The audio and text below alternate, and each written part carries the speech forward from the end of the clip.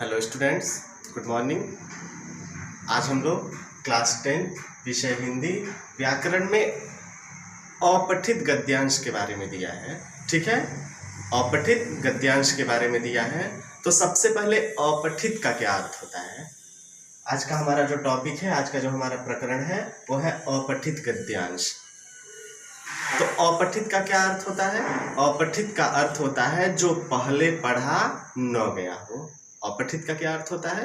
अपठित का अर्थ होता है जो पहले पढ़ा गया न हो। परीक्षा में अपठित गद्यांश दिए जाते हैं।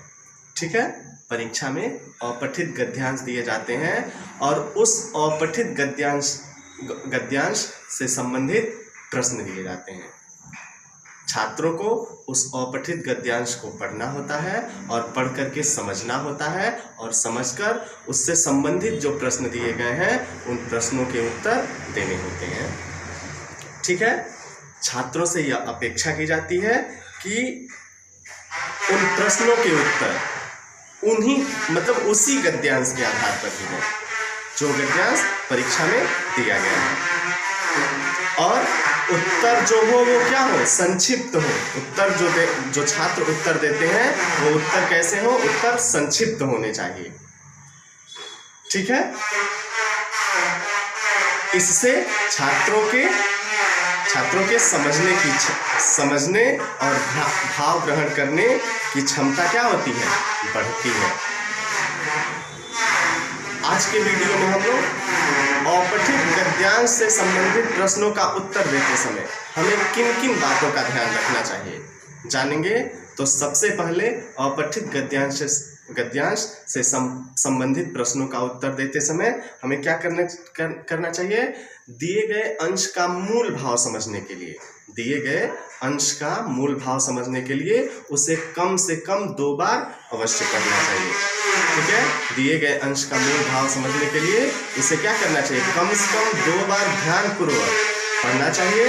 दूसरा क्या करना चाहिए, दिए गए अंश पर पूछे गए प्रश्नों को पढ़कर समझना चाहिए। यानी जो प्रश्न दिया गया है उन प्रश्नों को भी पढ़ करके समझना चाहिए कि प्रश्न पूछ क्या रहा है, प्रश्न कह क्या रहा है। अगला, प्रश्नों के उत्तर और विशिष्ट स्थलों के नीचे क्या करनी चाहिए, रेखा खींचनी चाहिए। प्रश्नों के उत्तर और विशिष्ट स्थलों के नीचे रेखा खींचनी चाहिए। अगला, हमें किस बात का ध्यान रखना चाहिए। अगला, हमें दिए गए प्रश्नों को अच्छी तरह समझना चाहिए। यानी जो प्रश्न दिए गए हैं उन प्रश्नों को अच्छी तरह समझना चाहिए जिससे कि उनका सही उत्तर दिया जा सके। अगर हम प्रश्नों को सही ढंग से नहीं समझ पाएंगे, नहीं समझेंगे, तो जो प्रश्न पूछा है उसका उत्तर सही ढंग से नहीं दे पाएंगे। और अगला, हमें किस बात का ध्यान रखना है, शीर्षक का चुनाव करते समय। ठीक है, शीर्षक का चुनाव करते समय संक्षिप्तता को ध्यान में रखना चाहिए। यानी शीर्षक का चुनाव करते समय हमें क्या करना चाहिए, संक्षिप्तता को ध्यान में रखना चाहिए।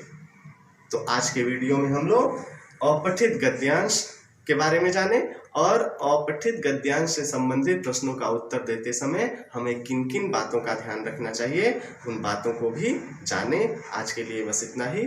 धन्यवाद।